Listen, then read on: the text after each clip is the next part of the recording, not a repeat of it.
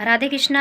आप सभी को अपने कुसुम के चैनल में बहुत बहुत स्वागत करती हूँ। आप सबकी कुसुम आप सबके बीच बहुत प्यारा हंसी मजाक भरा नोक झोंक से भरा पति पत्नी का हंसी मजाक भरा गीत लेके आए हैं। चुटकुला गीत है, कैसा लगा कमेंट में ज़रूर लेके बताना। हमेशा आप लोग स्वस्थ रहें, मस्त रहें, अपने जीवन में व्यस्त रहें। थोड़ा अपनी इस छोटी बहन को प्यार दुलार देते रहें और बड़े लोग अपना आशीर्वाद ऐसे देते रहें। आप सभी का धन्यवाद। खूब मन लगा के सुना जाए भैया। कैसा लगा कमेंट में ज़रूर लिख बताइए। लाइक करें, शेयर करें। सभी का धन्यवाद। यही झूलने के छैया बलम दोपहरिया बिताइल हो। यही झूलने के छैया बलम दोपहरिया बिताइल हो। 4 महीना गर्मी के दिनवा, गर्मी के दिनवा टप टप चुवई पसीनवा बलम तनी बेनिया डोलाई हो। टप टप चुवई पसीनवा तन बलम तनी बेनिया डोलाई हो। यही झुलने के छैया बलम दोपहरिया बिताई हो। यही झुलने के छैया बलम दोपहरिया बिताई हो।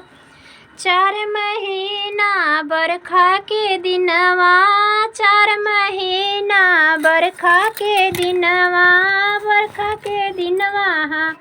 बरखा के दिनवा टप टप चुवई बंगलवा बलम हमें कोरवा उठाइला हो। टप टप चुवई बंगलवा बलम हमें कोरवा उठाइला हो। यही झुलने के छैया बलम दोपहरिया बिताइला हो। यही झुलने के छैया बलम दोपहरिया बिताइला हो। 4 महीना ठंडी के दिनवा, 4 महीना जाड़ा के दिनवा, जाड़ा के दिनवा थर थर कापै बद कर जवा बलम हमें लगिया सुताइला हो। थर थर कापै बदनिया बलम हमें लगिया सुताइला हो। यही झुलने के छैया बलम दोपहरिया बिताइला हो। यही झुलने के छैया बलम दोपहरिया बिताइला हो।